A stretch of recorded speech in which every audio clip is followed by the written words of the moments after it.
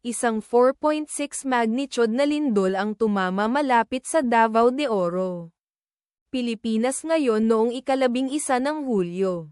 2026 sa 47 minuto pasado alas 8 lokal na oras.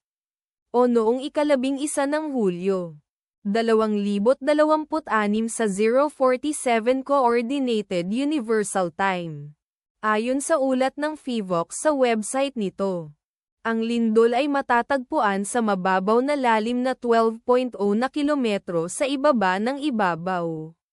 Sa coordinates latitude 7.8 at longitude 126.12.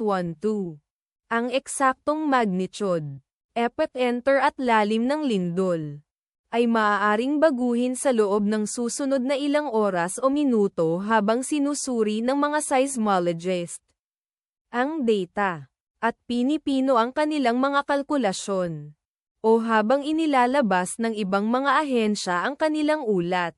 Kabilang sa mga bayan o lungsod na malapit sa sentro ng lindol ang Moncayo, Davao de Oro, na nasa 8 kilometers o humigit kumulang 4.97 milya mula sa sentro ng lindol.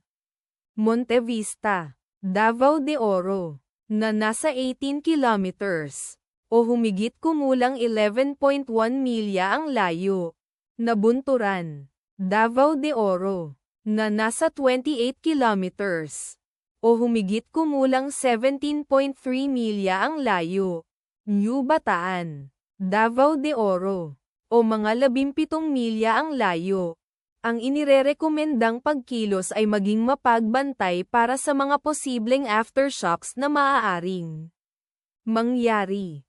Ang taya ng panahon para sa lugar na malapit sa sentro ng lindol ngayon ay inaasahang maulap na papawirin sa buong araw. Ang bilis ng hangin na aabot sa 8.1 miles per hour mula sa timog kanluran. Ipagdasal natin na ang lindol na ito ay hindi magkaroon ng malaking epekto sa ating mga kapatid doon. At wala ng lindol. Amen.